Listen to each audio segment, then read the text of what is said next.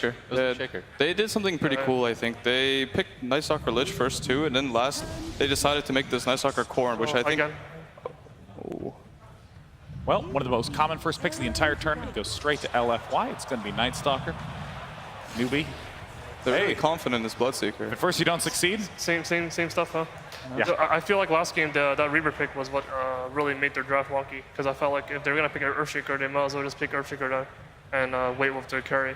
And this Bloodseeker is just way too fast and didn't have enough stuns for him. I think they were trying to like conceal it. They were trying to like, they weren't sure if this Night Stalker was going to be a core or a support, so they wanted to keep that open. They kind of forced this Weaver to be picked there, which I'm not sure, like that's a pretty hard Weaver game to be picked into. Even against Bloodseeker, it's not that easy. He has a silence and AoE silence. Against Earth Spirit, he has 2 stuns, or stun and silence. I mean, he just doesn't really do that much damage. You need so many different items. You have to go, for the most part, you get some defensive item like a Dragon Lance or a Linken's. Then you build a DPS item, but you don't have attack speed. Like this hero just feels like it always lacks something. They're not good at that stuff, you know. They don't do this. They pick Super hero, and it's his hero. Like, you know, doesn't matter. They shouldn't like change their style too much and try to do some EG like slash R stuff like where they debate the hero. Yeah. Like they just go. Like they should just pick what they think is good, and that's it. Yeah, that's what they did with the Night Stalker, though. That's what you're mentioning in the beginning, right? They were doing the Night Stalker Earthshaker. They were trying to swap it around and make it a little bit more confusing. Yeah. But I feel like they just outthought themselves. Yeah, so I agree, because they end up having this Reaver, and this Reaver actually just doesn't want to play the game at one point. So at this point in the draft, I think that up to Dazzle, it was literally the identical picks and bans in the identical order. Yeah. From the first match. The Dazzle pick previously was on the Newbee side. Yeah. I mean, this is just going to be a highly contested hero just because DDC plays it really well as well. I thought Newbee had a good read of that situation. Like Newbee actually likes the second pick, you know. They want the sniper matchup against Dusa. They want the core, the late game winning hero in the last pick. They like Dire. Like everyone else, they like first pick. Almost everyone else likes first pick. Maybe not VP. And so far, Radiant has also been the most popular as well. And they're gonna stick by this. It seems like they're gonna be Radiant first pick, and Newbee's gonna be second pick Dire. Usually when you're in that position, when you're second pick and you get to last pick your core hero, that hero has to pretty much carry you. Like that hero is meant to just win you the game. Whereas when you're first pick, it's a bit of a different situation just because you have to reveal pretty early on what kind of core you want, and you're not going to get the ideal matchup. So I don't think there's a huge reason that you have to wait till the end. Because it's not like you're going to get anything better. You're going to have to pick it 4th or 5th anyways, and they're going to be able to see what their core. But I don't think they should pick it 3rd like they did last time. Yeah, agreed. I think they always pick the 11th hero, Inflames hero early, and same with the other LGD team, you know, they just picked his hero early, and he does well anyway. I don't feel like you need to conceal it too much. Yeah. Same with their 4 position players, you know, they just do what they gotta do. You know, they don't need this delay, you know, delay for the carries and the mids, you know, the new players. There was a time on Planet Odd in DC where I remember we used to have this idea that we needed to pick our offlane hero later to see what the carry matchup was going to be. And we had this idea, and we're like, we can't give our offlaner a bad hero. And then at some point, Misery said, all offlaners are essentially the same hero. There's some kind of stun. Doesn't matter what kind of stun they are. You're never going to get an ideal matchup. It doesn't really matter. You don't have to win this 1v1. All that matters is you pick a hero, it stuns, it serves the same purpose throughout. You can pick it early on. It won't make any difference in the draft. Yeah, basically you can rely on it to do its role. At a certain point in this game, like that offlaner will do what it needs to do to win a game. Like it can stun somebody, it can set up stuns, it can create opportunities. I mean, it depends on the patch, right? Some patches you might want some last pick Group Motor, you might want some Tidehunter that's gonna destroy the lane. You might want some Enigma who's gonna win you the game. Oh, for but sure. So far right now, it seems like the Chinese are owning, and they're just picking Shaker. They're just Batrider. He's getting stacked. He's against a horrible matchup. It doesn't matter. Yeah. You still get your timing. It doesn't seem to slow things down at all. It's going to be your 4 position anyways that plays more of that roaming role. So you have space on the map to farm anyways. I really like Newbee's bans, I think. They identified this Dazzle with the carries, so they're trying to ban out these carries that sort of with Dazzle have a good combo going. And I think those 2 heroes are actually pretty good versus Bloodseeker as well. Yeah. So they've identified what they wanted to do pretty well here. I mean, if you're Mugi, and you know that things are a little bit flexible, are you saying this is a fine Bloodseeker game, let's just continue to wait for SEC's hero? I really, unless it's like completely, like let's say, unless they pick Dragonite or something like that, I really think the most likely this Bloodseeker would be going to the safe lane, and they're going to stick with their last picking SEC's hero. Yeah, I mean they'll swap it up if they have to, right? Yeah, if they force this Bloodseeker where they think, okay, this Bloodseeker goes mid against this DK, that's good for us, then they'll do that. if they think they can find a Mugi hero that will also win the game. How do you feel about this Sven first Bloodseeker matchup? Like, I feel like they should use his Night Stalker vision to just hit, like, stun his Bloodseeker and one-shot him. Yeah, I think it's not like a one-to-one. I'm not sure if it's a one-to-one. I mean, there's Rupture and stuff, you know, it's Yeah. a very annoying matchup. But I feel like it can't work for this Sven. Yeah. Because last game they had this Reaver and I don't know what he's doing. You know, he hits the Bloodseeker four times and the Bloodseeker's like, oh, you're dead now. Warlock making his second appearance was in VP's draft. Yeah, I haven't yesterday. seen this hero that much. Has Newbee ever picked it? I can't feel like I remember. Not in this tournament, I believe. They have some extremely strong teamfight heroes though right now. Oh, that's a good hero against Bloodseeker, I believe. Yeah. I mean, the vision game right now is firmly in LFY's favor. Yeah. Yeah, this is what it's looking like. It's looking like Newbee wants to have the ability to team fight, and then now it's looking like LFY wants the ability to use vision to force an uneven fight. Last pick. That's a pretty good counter to Beast. And we've seen Bristleback have a big variety of outcomes in this tournament, kind of just dependent on how well his early game farm goes. When he gets some, he's just amazing. I mean, yesterday we saw Bristleback and Leshrac having combined 95% of damage in all team fights. But then we also saw Mind Control struggle to get farm with Bristleback, and it was essentially like it was a 4v5. Yeah, because the downside of this hero is oftentimes it's going to go to the off lane and you don't have a stun or anything like that, so you need an extremely good laning phase. Like, this hero needs to run you over. That's why Liquid picks it with Coddle so much, because then they have 3 frontliners or 2 frontliners, and they just have a lot of... The team fight doesn't really matter then. If you just send this Bristle forward, you get him to tank everything, then you don't really need an initiation. It's a little bit more like you can have something that counter-initiates, like the Coddle. In this instance for Newbee, it's going to be the Warlock. Just wondering if LFY is like sort of identifying they might need some deep push, because what it's looking like is that Sven here. Sven, you think? There's a Bristol and a Bloodseeker Yeah. and a Warlock, and they have Beastmaster Night Stalker vision. Clinks. Oh, Clinks. I think they're kind of committed at this point to sort of spreading out fights and like having the ability to fight an uneven fight. Because I don't think, looking at this lineup straight up, that they don't really want to engage in a complete 5v5 situation. They want to like be able to pressure a tower on the opposite side of the map and force somebody to go there, and then quickly react to the other pressure. Like if Bristle is like playing really aggro, they want to force someone to go to the opposite side and then go on this Bristle. And I mean, we've talked before about the idea, you know, looking at LFY's lineup. With their last pick, should they try to hedge this position and try to fill in this gap, or do you think they should drive even harder in this focus of spreading out, splitting, and really avoiding the big team fight? They're not going to have a favorable matchup right now for the mid lane, so I think they need something that will just complete their idea, their lineup in their minds. Like, what do they really need to like survive this? Because I think this Warlock and Bristle are going to go to offlane together. I think this Bloodseeker might just solo versus Beast. I don't think that's a favorable matchup, though. That's the one thing I'm questioning right now. The Maybe one it not is. favorable for? I'm thinking it's probably Beast favored, but at the same time, I think Bloodseeker can be fine. Oh, Beast versus Bloodseeker? Yeah, I I mean, think. Bloodseeker's just the king, right? But Yeah. it's not the best matchup for him, but he still is going to win it. Yeah. Something interesting, by the way, I think we were talking about it on the bus, is that it doesn't feel like the 3 big Chinese teams here pick a lot of wave clear. Yeah. Like instant wave clear. And I'm noticing that because normally if this were a Western draft, at some point in this game, you'd see something that had really fast wave clear just so you could make plays, but it really doesn't feel like either of these teams prioritize it too heavily. Queen of Pain banned out by LFY. Queen of Pain has been one of the most reliable neutral picks, as PPD said, when you're unsure what to do. I was going to say something about Storm, because I think they're fully committed to this idea. Like, they have a Beast, and then they have a Night Stalker, and they have this Clinks. So they need some sort of person that will be showing on waves and clearing waves out fast and creating opportunities for these heroes to actually kill heroes. Like, Storm is I wouldn't say it's like a completely free Storm game. He can still die in some cases, but if he ever sees like an Earth Spirit on the map, then he's pretty safe. Yeah. It looks pretty free so far, right? Yeah, They have, like Night Stalker, they have Dazzle, they have Yeah. Beastmaster. Like infinite vision from Night Stalker and Invisible Beastmaster. Clinks. Like, ideally, the way I look at it is, yeah, it's a free Storm game, but I can see like if they pick something here, maybe it'll make him scared to show on the map. As a Storm player, I'm just scared for his lanes right now. Like, other than that, I feel like if the lanes don't go too bad for him, he should be fine. I mean, he's going to have help with the Night Stalker, and Dazzle can always TP in. Clinks will start rotating early on to What create does pressure for him. SCC want to play here? What do you think? He needs to stomp this matchup. Like, I think from the laning phase on. I would say Lena's not good in this kind of thing, even though he'll do well in the lane. Say Oh, Lena, my heart.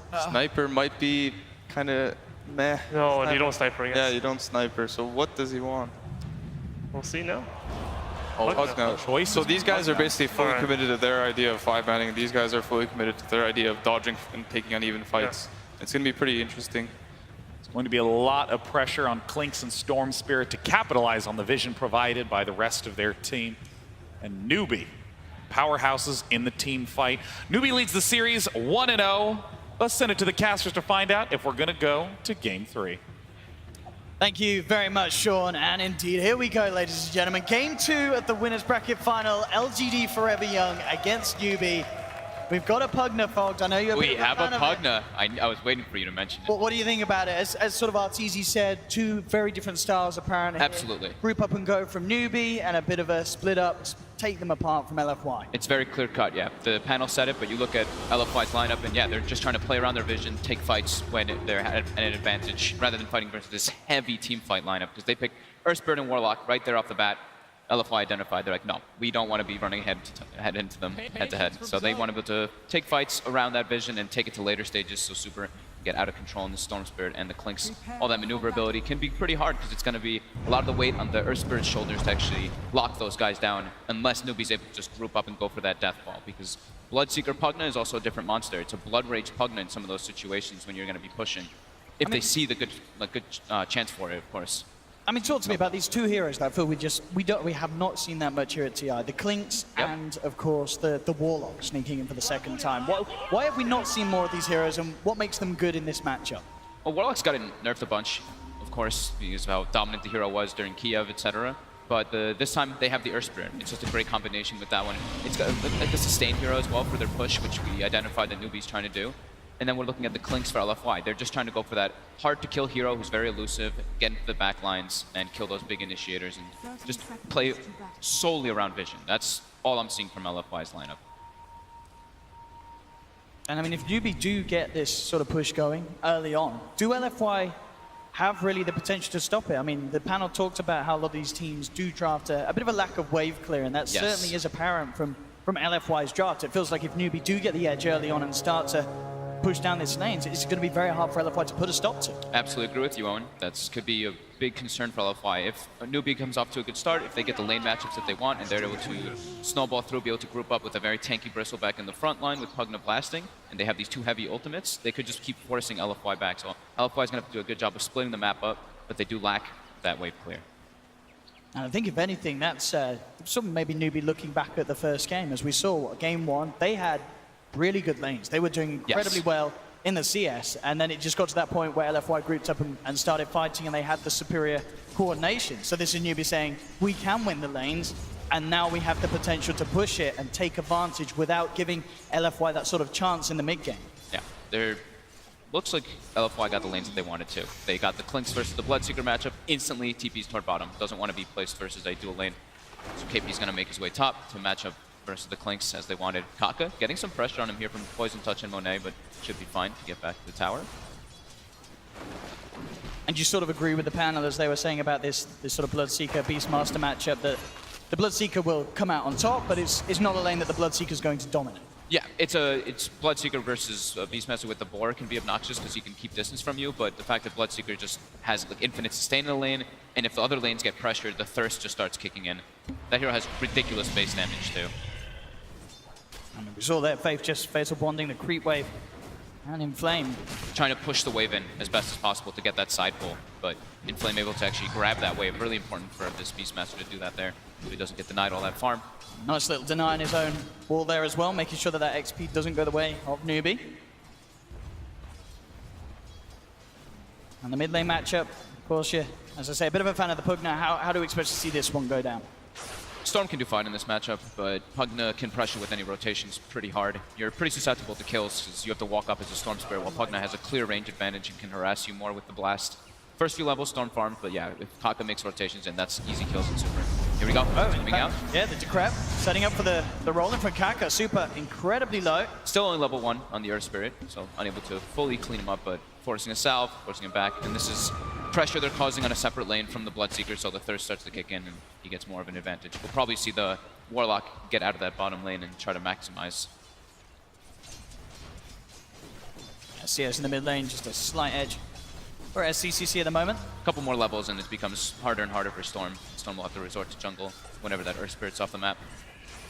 I guess that's the thing about this mid lane matchup as well, isn't it? Once Super does resort to the jungle, you can, as LFY, expect to take a lot of harassment and damage onto your tier 1 very early on. Yeah, that's like one of the best things about playing Pugna in this mid lane. You're kind of squishy and everything, but every time that mid laner leaves, you're gonna chunk that tower down so fast. And actually use it to decrepify just to annoy Super for missing a CS. Rotation from Afu. He's got Arcane Rune. They don't have kill, but he's just gonna try to threaten him a bit. Yeah, Kaka's also in the neighborhood, just in case things get a little too scary for SCCC. We'll roll in. Just driving Afu away from the gank. Faith doesn't actually have a better place to go at the time being, so just gonna stay bottom, try to keep pulling the side over and over again. And to be fair, it's working. Looking at this bottom lane, because of Faith's control of the lane, it's giving this Bloodseeker this beautiful start. You know, once again, Mugi, 20 to 5 on his CS compared to the 8 for 2 on Inflames. The pressure of this dual lane working out perfectly for Newbee in this laning stage. Yeah, and with an advantage, with the laning advantage, he can 1v1 versus the Beastmaster easy. But Faith doesn't have a better place to be at the time being, so. And as soon as he does leave, then that's where the Night Stalker may make rotations in. So we're going to see Nighttime kicking in soon, and we're going to watch how Afu wants to pressure. Because top lane is already won for LFY. I mean, massively won as well. Bristle being forced all the way back to base because of the harassment from these two. So both offensive dual lanes certainly doing the work and getting the job done in terms of zoning back those of the opposite side. New lane, Afu just coming in for a bit of harassment there onto Kaka. Still not quite the levels to go in for more. Yeah, they can't threaten with Storm. Not 6. There's no way you can get kills with that. Inflame starting to chase out Faith. Summons up the boar. But Faith does have a TP, so if they do try to chase this one out, could TP out without the Night Stalker. Might be forced to use it though. Night Stalker's starting to make rotation, and Faith may get caught here by Afu's rotation with this boar slow. Starting to add up. Does just have the level 1 Void though. Mugi is there as well if they want to try and turn it around, and indeed there's the self-heal. Blood Bright's down immediately. Yeah, LFY have to scatter. Faith will be okay for now. Top lane again though, KP. Taking heavy harassment. We can see on his CS really suffering here as DDC and Monet playing the lane perfectly. 23 CS on the Clinks, only 6 on the Bristle. Kaka wants to make a play on the mid before Storm hits 6. Trying to go in right away, refills SCCC's bottle. They're going in, they have the stun if they want to try, but Afu's rotation coming in. Kaka could be in some trouble here. Yeah, getting turned upon. Bursting him down low there with the passive, and they'll get the kill. First blood. Picked up there. Again, just the reactions of both of these fours towards this mid lane. A lot of attention, and as we saw it there, LFY coming out on top. Super's got to be pretty happy there. Not even level 6 and picking up a kill. Pretty decent start for the Storm Spirit. I'm very close to having that 6 as well. And as you say, as soon as he has that, this mid lane becoming that little harder to gank. They have to make sure they hit that stun or silence from the Earth Spirit first, rather than relying on the roll. At the same time, bottom lane, Fairy Fire, not going to be enough. Mugi and Faith moving with a fatal bond to the chase down from Mugi. Also secure themselves a kill and really keep Inflame behind. At the same time though, mid lane SCCC actually able to take down Super before he quite got his levels. About to be 6, but gets, SCCC gets to level 6 first. So Decrep Blast and you just get life trade. If you have Vision, which of course you do because it gives True Sight, you just kind of get killed out quickly from it. We'll see if they can do anything about this. The roll's going to miss. Afu should be fine as he flaps his way out of the Roche pit. Not quite the control there they required from the Earth Spirit. I mean, even with it, it's still a fairly tanky Night Stalker, even though he is just a level 2 or such. Look at the emphasis on the mid lane to defend SCCC. 2 wards being placed out in the first nighttime there. Kaka getting chased up. He's got a little bit of that minus armor from that Ancient Creep too, it's looked like. He should be finding camp roll out. It'll kick Afu away. And he's out. Indeed, he's fine. Nearly level 3 here on this Night Stalker, but a lot of roaming around from Afu. Bottom lane Mugi trying to go for a courier snipe here on Afu. 1, 2, it takes 3 hits though. Unable to get that one. And look at the bottom lane as well. Inflame being kept right behind the tower here. Knows that level 6 is up on Mugi. Early Storm rotation coming in. It's the rupture down. Blood Bright as well. Inflame trying to keep himself hidden in the tree line, but they should spawn him out. Looks like he's not quite low enough to give them the vision, and now the turnaround potential is there. Super zipping forward. Afu blocking Mugi off as well for the time being. Oh, he's trapped. Himself out. Doesn't look like he had the heal bomb. Not quite getting the full potential there, but Mugi indeed sandwiched in the tree line will finally fall. But now he left mid. That rotation from the Storm Spirit. Look at this mid tower. It's just going to get chunked upon by that level 4 blast. So much damage here. I mean, DDC will come in and try and slow down the siege of SCCC, but indeed one more movement like that, and that tier 1 will be gone. Very hard for LFY to deal with this sort of pressure from the Pugner early on. They don't really quite have a hero that they could put there and on their own sort of slow down the siege of SCCC. Yeah, they've got no, like we talked about before, there's no wave clear, so trying to push him out. They have to go for, you know, wraparound kills onto him instead of trying to slow down the siege. Clinks though, Monet having an excellent time in that top lane, kind of as we expected, versus that Bristle. Keeps forcing him back to base over and over again. KP getting heavily punished up there. Only 15 CS on that safe lane Bristle. And they've been maximizing as well, so the Dazzle's level 5. We take a look, the Earth Spirit's level 2, Night Stalker level 3, and then the other supports are already both level 5 on the side, both teams. A bit of a dream rune there as well for SCCC as he bottles up an Arcane Rune, immediately making the movement towards bottom. I mean, Arcane Rune and Pugner, that is almost certainly a guaranteed tier 1 tower here for them. They see the rotation coming, so Beastmaster just gets the hell out of there, knows he can't slow this down at all. This tower's dead. I mean, look at this, every 4 seconds, a huge amount of They've damage. got Roar though for top. KP definitely gonna get brought down easily. Heal bomb on top of a Clinks with Death Pact. But Newbee doesn't look like they want to stop. They've got Blood Rage, they've got Arcane Rune Pugna too, so they're just gonna continue sieging down bottom. Now, LFY at least looking to find the tier 1 trade, but it is certainly getting to that point where Newbee can group and go with this. But LFY, they may have a good chance in the fact that they have shut KP down so much, and Newbee, they do sort of rely on having that Bristleback to be the front liner for these five-man pushes, and he is nowhere near the state that they need this Bristle to be able to just go head first. They have a couple down the ancient lanes. stacks though, so he does have the road to recovery there since he's had such a rough start. They've got a triple stack on the right side and a double stack on the left side. Just look at this, so much value from that Arcane Rune, and with the Blood Rage on Pugner as well. The push on you, man. Absolutely disgusting. That Nether Blast with the Blood Rage, just that increased damage. I'm going to blame this tier 2 very soon. That's going to open up a lot of the map for them. Mid lane, Kaka gets the roll off. He does indeed. They are going to try and move in for him, but with the TP reactions, Kaka's going to be fine. Mugi coming in, does have Rupture, but LFY already out of there. And this tier 2 is dead. It's gone. Well, and they will fortify for it. We'll They're actually rotating down now. They have a ward though to see the rotation. They're going to retreat. So almost bringing down that tower, but they forced the glyph. Those type of glyphs are perfect to use because the other tier 1s, you're expecting them to die soon, so your glyph will reset. At least you'll defend that one later on. Oh, I love when Beastmaster picks up bounty runes. Talking about Beastmaster.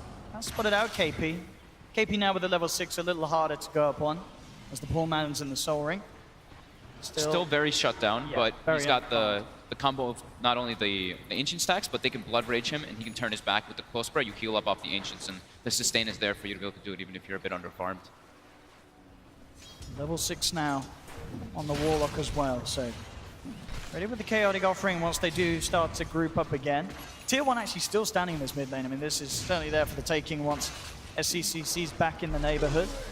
But he's sticking down bottom, does want to try and finish off that tier 2 by the looks of it before moving elsewhere. Mid lane, drop the Rupture onto DDC. They don't really want to try and go up onto this high ground. I mean, they will get the silence, but Super's there now. Monet's there too. Monet looking straight towards Kaga. Kaga's gone. They'll take them on to Faith with the Chaotic Offering that drops it onto 3. Fatal Bombs is there as well. Now Super's got to be careful. The quilts. KP moving forward, will be held back by the Primal Roar. Inflame turning back towards him. DDC as well. The poison touch. Monet coming back in, and they have the damage to bring down the Bristle. Bristle's gone.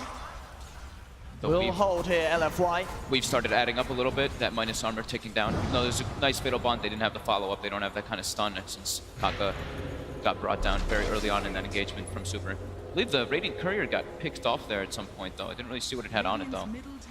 Looks like it's empty for now. The Courier down nonetheless for a couple of minutes. They'll send the Golem back in, trying to finish off this tower, but looks like they will just end up feeding it here to the side of LFY, and indeed they do. Arfu picks up an extra plus 100 from that. And they get the tower tonight.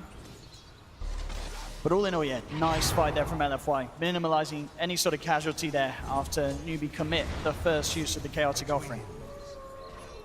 Alfu now heading up to the high ground. Will be crept immediately. Shadow Word upon him as well as the Life Drain, bringing him down low. Does have the backup of Faith, and in fact, Monet just turns straight towards them, trying to move in onto Faith. Monet gets ruptured, immediately TP's out.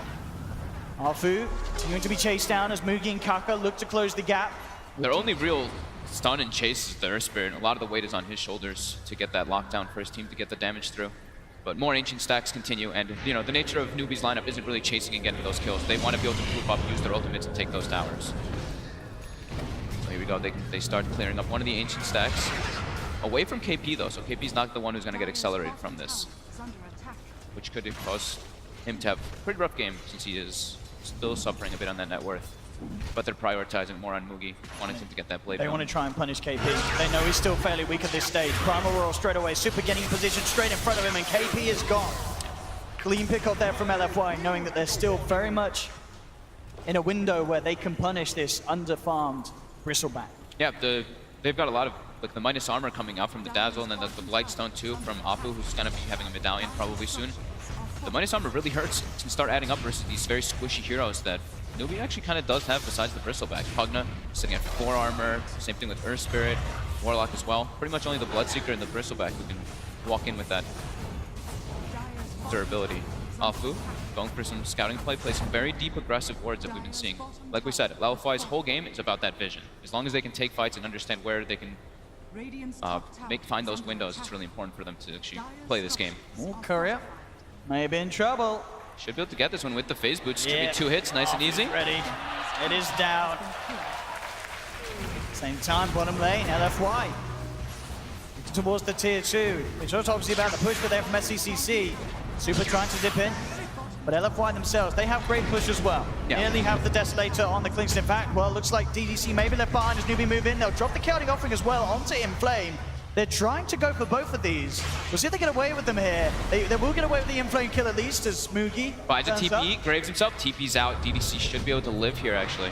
Nice play there. Newbee do get the higher value killer in the form of Inflame, but Lose still, their tower. that's the thing. And that's the Golem expended as well as the Magnetize. They're 2 big teamfight abilities. And now Apu going for a wraparound behind, getting Kaka. Looks like he's going to clean him up right at the tier 3 tower. He's dead. Hey, he just TP's out too. And he's going to make it. No way to hold that man back there. Playing around that vision. He sees a low Earth Spirit. He stays in the area. Very nice little bonus pick off. And the Night Stalker. They're doing a good job of splitting up the map and not allowing Newbee to stick together and push. Faith actually using that Golem there with Fatal Bonds to clear up that triple Ancient stack. So now there's not really great ways for KP to recover from farm. He just has to get it through fights mostly. Almost has a Vanguard though at least, which will help him be a bit more durable, but he's still pretty damn squishy versus LFY's lineup. And the push as well from LFY is certainly going to be sizable. Having that Beastmaster with Desolator pretty much done on Clinks. Only a couple of hundred away and they'll have that to add to the push. There's already a Bloodstone now too on the Storm Spirit. Like the panel was saying, that it's a pretty nice Storm Spirit game. Alfu looks to be in trouble though. Does get caught out here. The rupture upon him. Newbee surround him. Will take down Alfu. So they can move in for more. They have been offensively weak though, so do have to be slightly careful here for the next few seconds off the back of pushing in. Tier 1's already gone, of course. KP's trying to use this space to farm up bottom, but looks like Inflame and Super already on the prowl to find him. He's in trouble there with the medallion upon him. Super and Inflame surrounding him. That's the Bristleback gone. He's so squishy. He really is. A free Bloodstone charge there for Super built up mid lane. Going straight for the Dazzle kill, but again with the Shallow Grave trying to escape. The Yule Scepter's there though. Into the Bloodbright, he's going to be gone. SCCC picks up the kill. Now they're looking to move in for more. They've got the vision. They got him dusted up. Onto Monet, Boulder Smash as well as the pull. Nuking him down low under the cover to grab a fight. Super's going to try and come in and help out. Monet still alive for the time being. Finally drops, but the damage is done. Faith's gone. Now they can look for more. Mugi dropping down the Bloodbright, but already Super zips out of it, gets in front of him. There's the silence as well. Magnetized, ticking them down low on the side of LFY, but they will survive nonetheless, and they're the ones picking up the kills. They may even get more here as well. So many Bloodstone charges going for Super. And they get Kaka, that's the question. He goes for the TP out, he's not going to make it. Arfu's there with the lockdown. Super picks up a triple kill. Newbee's unable to get that group up. I want to say that the Pugna was, did he get Blood Rage there? Because he died super fast. We'll see in a second, but it looked like maybe that ended up happening. They're just not able to get grouped up and get those fights happening like they want to. LFY is really splitting them up, and with these Bloodstone charges stacking up for Super. I mean, Panel mentioned, this is a dream Storm Spirit game. There's only one real lockdown coming out from the Earth Spirit. We'll see it again here, this fight. As you say, to start with, I mean, Faith, even though he does end up, DDC, even though he does end up going down, he's kind of creating the time that's required for LFY to start thinking about getting the fight going on and looking to try and turn it. Monet as well. Getting gone upon here. I mean, we're seeing as well with the Decrep, so much magical power that Newbee had to burst him down, but Super just quick with the reaction, incredibly low on the mana. But again, Inflame just doing so much with this medallion. Arthur as well being too tanky to deal with at this stage, and Super just using every little bit he can, has that Arcane Rune as well, so he can continue to go ham in this fight. It literally was the dream there for him. Yeah, Warlock unable to get Golem off. LFY's making their vision lineup work really well around what Newbee's got. Newbee now making their way into the pit though. This is what they need. They really need Aegis to be able to force those towers.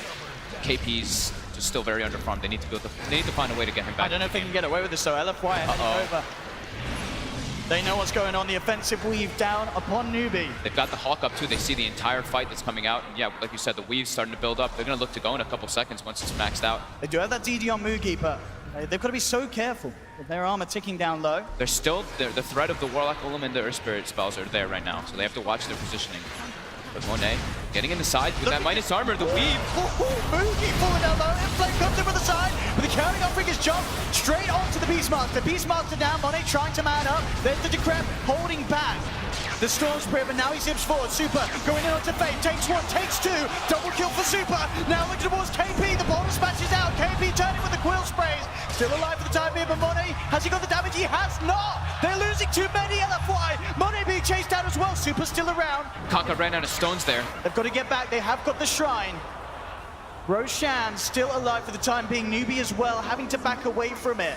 And that was the ultimates committed there from Newbee. That almost looked way scarier there for Newbee. Kaka got, I think it was like a 3-man boulder smash into a multiple hero silence on top of the magnetize that allowed KP to get that distance and get more coils off. But you see that weave when it starts to build up. Monet, 3 or 4 shots on that Bloodseeker and almost brings him down just with that.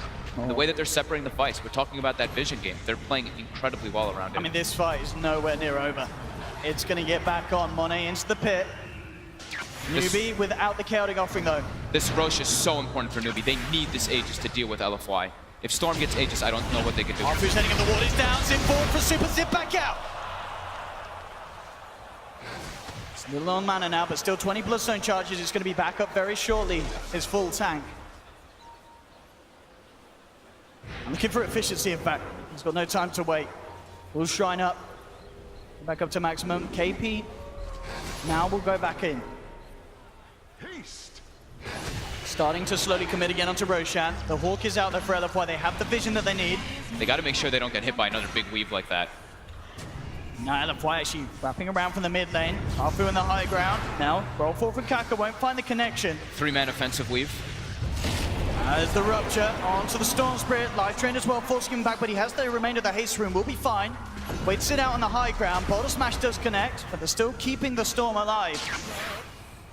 But the Dazzle there behind him. Newbee though, forcing LFY away from the pit. KP ready to head back in as the Weave's effects wear off. Arfu though on the sidelines looking to go in. The wall is down. Super zips in. They'll get the Earth Spirit. Blood right out. Forces LFY back. KP trying to zone back Monet and DDC on the side. The Inflame gets the Roar. Super's there to follow up. That's SCCC gone. And now LFY looking for more now. Faith wrapped around upon. Faith is going to get bursted down. Double kill for Super. 3 dead on Newbee and LFY. They're not done yet. Arfu wrapping around the back. Looking for more. Void and the crippling fit onto the bristleback. KP is gone. Mugi the last remaining survivor here for Newbee, but Arfu, maybe seeing if he can hunt it down, but they know with 4 down, they can look to go back to the pit. The death time is still relatively short though, so LFY have to be quick. The fact that LFY can do this though into this heavy team fight lineup, the fact that they're going to get this Roche, Newbee needs this Roche for their timing. This is going to be really tough for Newbee to come back in this one with such an underfarmed bristleback when they have a ball, like a ball-up lineup. Yeah.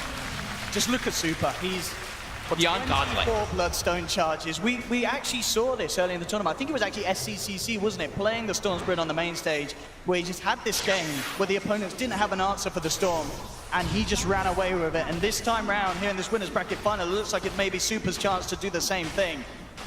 They're able to separate the fight just so perfectly with all the vision that they have going on, and every time that offensive weave comes out, everybody on Newbee just has to kind of hide themselves, and as soon as they see the Earth Spirit, that's the go. They know the Golem wasn't down, so they know that Kaka's the only one who can really do any of that kind of team fight for Newbee there. So Afu and the Storm Spirit beeline it there. Then we see SCCC has to go around like a weird way, and he gets isolated by the Beastmaster and Storm Spirit. There's too much mobility coming up from LFY in those fights for Newbee.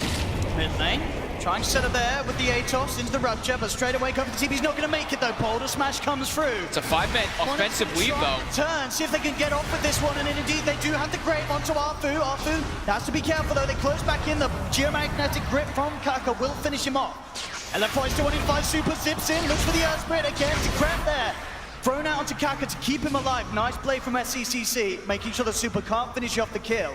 Newbee's making sure to just completely group up. They've got Golem online. They still have that very strong team fight when they've got all their ultis available. And building multiple medallions. They're really trying to do with this minus armor. You can tell by the way their itemization's coming out.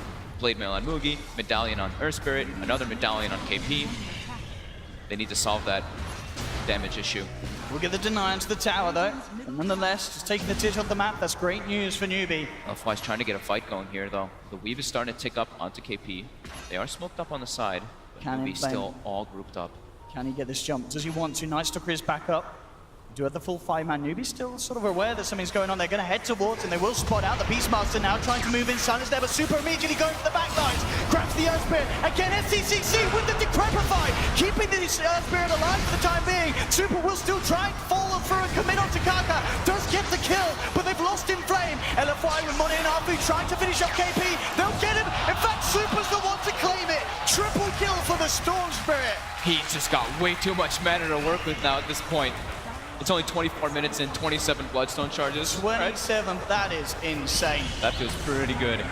I mean, again, just to harp on about what the panel said, they said this has all the setup to be a beautiful Storm Spirit game, and we're certainly seeing it in action. There's no doubt about it here.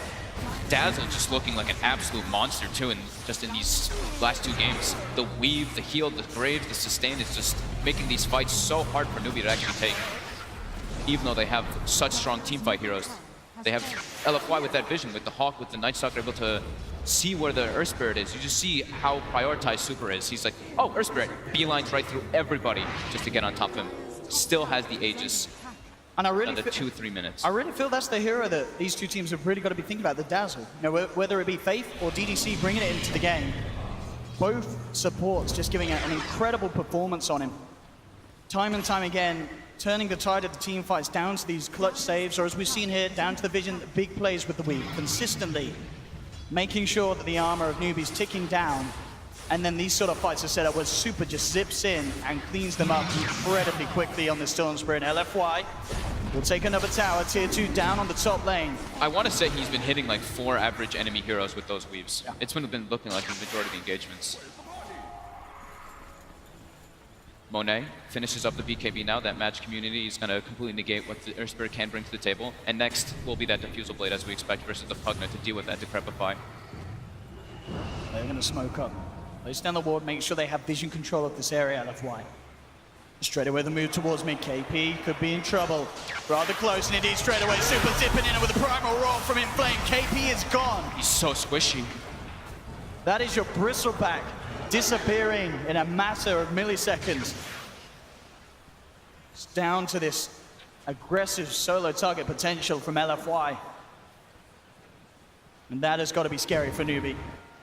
They need KP to survive at the front of their fights if they want to try and play the game that they were drafting for. Newbee's whole timing window is gonna just thrown out the window with that Roche going toward out to LFY. They now don't really have that group up mechanic, and this is where the vision game starts to become more and more useful for LFY. They can just start to suffocate the map from Newbee, and they have the heroes to pick people off all over the place on the sides, be it the Beastmaster Clinks, Storm Night Stalker, any type of those two situations where Newbee splits up anywhere, they can just get easily ganked up. Aegis gets reclaimed.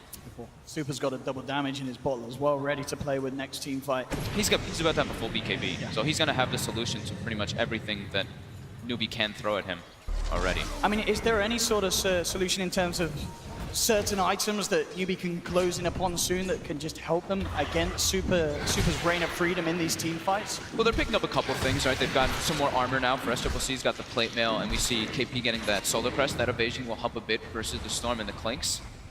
But they're not able to take the fights properly just because of that vision. The Hawk and the Night Stalker reducing all of Newbee's vision in the fights. They can't find the Dazzle in the backlines. They have no way to really stop him from getting all of his spells off in these fights. And then the Storm just beelines. Newbee again back, has 5. Moving towards that top lane, still a tier 1 and a tier 2. They still have very strong like 5-man. If the fight just comes like straightforward, if they're just like fighting 5v5 like that, Newbee can win it, of course. But it's the fact that LFY can always just pierce that backline so easily. Yeah, so little they can do to stop Super, spooling straight into the entire lineup. BKB now finished for Super. I think the Diffusal Blade's about to be finished, is finished for Monet in a second too. So that could be their timing to go. But the pace of the game is pretty decent for them. They're probably feeling quite happy that Newbee isn't grouping up and taking tier 2s, and they're all just farming spread out. This is like the dream for LFY's lineup right now. Level 18 now in the Flinks, that max Death Pact, as well as level 20 on Storm Spirit with that extra attack speed talent. And they even pick up a gem now, so wanted to continue their lead more and more in that vision advantage. Again, the runes are looking beautiful for Super. DD active, Arcane in the bottom, straight away. Through. That's a free pick there. They've got the vision. They hunt him down. In fact, he's toying around with another one there. KP will be forced back as well. At the same time, in the mid lane, Arfu and Inflame come straight in with the Primal Roar. It's honestly looking impossible for Newbee to do anything. They're unable to group up versus this lineup. Now the BKBs, as we were mentioning, on LFI, they're looking to threaten that high ground. And they need to have both their supports alive, both down for 25 seconds. This is a great opening for LFI to move in straight away. Super goes in onto KP, just have the Lotus Orb upon him as well as the Decrep. Monet just focusing the tier 3 though. Look at this tower just get ripped to shreds. KP now having to be careful. His armor ticks down low. Silence, jump forward there from Inflame with the balls and the axes as well. Monet grabs the kill. They will lose the Night Stalker, but the BKBs are out on LFY. They're focusing objectives, and they'll get the melee reacts down in the mid lane. Newbee unable to peel LFY away from this sort of push. Maybe seeing if they can punish. They're TPing into the shrine, trying to cut it off. They do get the silence and the boulder smash onto Super. Super, is he going to be fine? They have to carry off again. He dropped down, he's falling low, he's gone! Massive kill there for Newbee. Can they get more though? Monet dies too. Well, does take a double kill on the way out. The both cores taken down in this fight. It's a big kill, but look who's back. Super immediately respawning there with the Bloodstone charges, looking towards their CCC. Then the Lotus Orb, they just grab back each. Gotta get silenced up here. Might get taken out again, he will kill himself. But this is a lot of Bloodstone charges now gone on Super. 2 deaths in quick succession. DDC going for the grave, TP out. Will make it. No vision, no sort of chance to cancel it. Did he recover the team's gem? He did not. Look at the gold swing as well from that fight. This is sort of a similar fight to what we saw in game 1 where Newbee were able to sort of just shake LFY up just enough to get their cores back in a better position. The TP from Kaka was perfect there to get in the backlines and get a stun out. He actually, I believe he missed the Magnetize, so wasn't able to spread it from during the Fatal Bonds there, but Faith got a beautiful Chaotic Offering, the stuns came out, and with that Nether Ward damage, it added up a bit versus Storm. Super, of course, responds, but unfortunately gets Lotus Orb pulled into a Blood Right. And all those beautiful Bloodstone charges that Super once had, knocked right back down to 13. Still, obviously, not in a bad place, but just in comparison to the power that he once had, certainly not going to be quite there anymore, and he'll feel a little less able to go too chaotic with his long-range initiation. It hurt. At least they got the racks before that happened. Next big situation is going to be around that Roche Chaotic Offering down for about 80 seconds, so Roche is going to be spawning in 40, so there'll be about 30-second Look at this mid downtime. lane. Faith is mid. Trying to go for Faith. Diffuser Blade there, getting through the Ghost Scepter. He's gone as well. They've lost 2. Oh Faith my is God, gone as that well. damage. Monet's just too damn big at this stage. They get the grab onto Kaka. He can't escape. Ticks down to the Orchid and now Mugi. They don't even want to wait. Remaining survivor here for Newbee, getting chased down. Monet moving into position on the high ground. Mugi has the BKB. He has a bit of the Shrine Heal. He's trying to make it back to the fountain. Looks like with the Blade Mail up, he will survive. You don't want to move whilst you got that on your son. He's feeling confident. Knows that only the Bloodseeker's alive though. And they're just fighting through the backdoor regeneration. Now it's gone as the creeps move in. I think that's just the game. They kill these buildings so fast with Beastmaster Aura plus Blinks. And they even build Glads on top, so heavy Aura gaming coming out from LFY on top of this. 18k gold lead. Newbee may have one last fight. If that, as you say, as it's looking pretty grim for them as LFY. No downtime when they saw that. When they know Chaotic Offering is down, they just try to make that go. Newbee trying to make a last stand here. LFY though, not forcing the issue. don't feel like they really need to. They're probably pretty aware that Roche is going to be spawning as well, so safe plays to wait for that Aegis cheese and end the game. Absolutely, LFY looking on the verge of bringing this series to a game 3. Definitely one of those games we sort of talk about matches such as where the Huskars last picked or something, and it feels almost like a free game. The Storm Spirit definitely having a similar effect this time around. Just that pick that you can't prepare for. I think that high ground ward that they have in the base may have actually caught in this one from the way that LFY is playing right now. Everyone kind of backs up and playing in very defensive positioning. Newbee going for a very desperation type play here. Trying to claim the high ground. We did see these sort of plays work out in game 1. Hawks coming through. It actually gets hit by a quill spray there. I don't know if LFY saw it just yet though, but now they do see everybody as the smoke reveals. And they kill the Hawk. But now LFY's on the chase. They turn it to night. They want to fight around this Roche pit. KP trying to bait something at the front lines, but look at this wraparound from LFY. Not quite ready to jump in. They want to get to the high ground. Newbee needs an incredible high ground advantage. I mean, Newbee's massive going to be so careful here how they come back into their own jungle. LFY is Fade. They lose Fade. There's going to be no killing offering for this fight. Indeed they have. He's down. Newbee needs to run away, but their base is starting to get destroyed by creeps. BKB from Mone's up. He just goes straight into the grab fires out there onto the Bristleback, trying to keep him alive. Bloodbright is down. Moogie trying to manipulate Monet, but they've lost the Earth Spirit. Monet still surviving throughout this all. They're taken down 3. Turns towards Moogie, but he kills himself on the Brain Bale. They call it though. Yeah, Moogie's down. It is too much. It doesn't matter that the Clinks is gone. GG is called. And LFY get themselves the win, bringing this series to 1-1. We are going to be going to a game 3. But LFY is certainly looking to be back on and hitting their stride there in that second game. We expected this one to probably go game 3. One of these two teams very comfortable playing versus each other. But overall, this game, LFY playing incredibly well around their vision. And they got the lanes that it seems like they wanted. You know, putting that Clinks up there to shut down the Bristleback. KP never actually got back into this game. They had the Ancient stacks for him, but he never actually ended up farming them. I feel like that was actually one of the things that didn't allow Newbee to group up because of how underfarmed this Bristleback was. These big offensive weaves coming out from LFY. And yeah, Newbee just getting dismantled by all that vision, and the Storm Spirit just getting 15-minute Bloodstone. As soon as he got the Bloodstone, he gets, what, 4 charges right off the bat afterwards. So, super good Storm game, and LFY made it work around their vision. I mean, vision. It really was. Just the fact, as you say, with Weave, with the Hawk, every fight, LFY had the perfect opportunity to make sure that Super knew where his backliners were, where he was going to go straight in on first. And, you know, it just came down to that last fight as well, just losing the Warlock. At the very end, we saw very little fights where there was even the chance to get that chaotic offering out that Newbee needed to have the chance of turning a team. And they played super well. Like every single time the chaotic offering, or let's say the magnetize was down or something, they were looking to go. They were trying to make those fights happen. Very hard game for Newbee to kind of take out after LFY just plays so good around their vision. And this Dazzle's looking really, really strong, at least in this matchup between these two teams. I really feel you. Just to harp on about it. Dazzle certainly seems to be the hero at the moment. Both supports, DDC and Faith, seeming to be the best Dazzles at the moment in the world, and giving us some incredible support play here in this winner bracket final. But that's it, 1-1 at the moment. We will be going to a game 3, but for now, back to the panel to hear what they have to say about LFY's domination. Thank you, OD. With that, Newbee and LFY are tied 1-1, and though neither team can get eliminated in this match, they desperately want the win to go to the grand finals and guarantee that they don't have to play a back-to-back set on Saturday.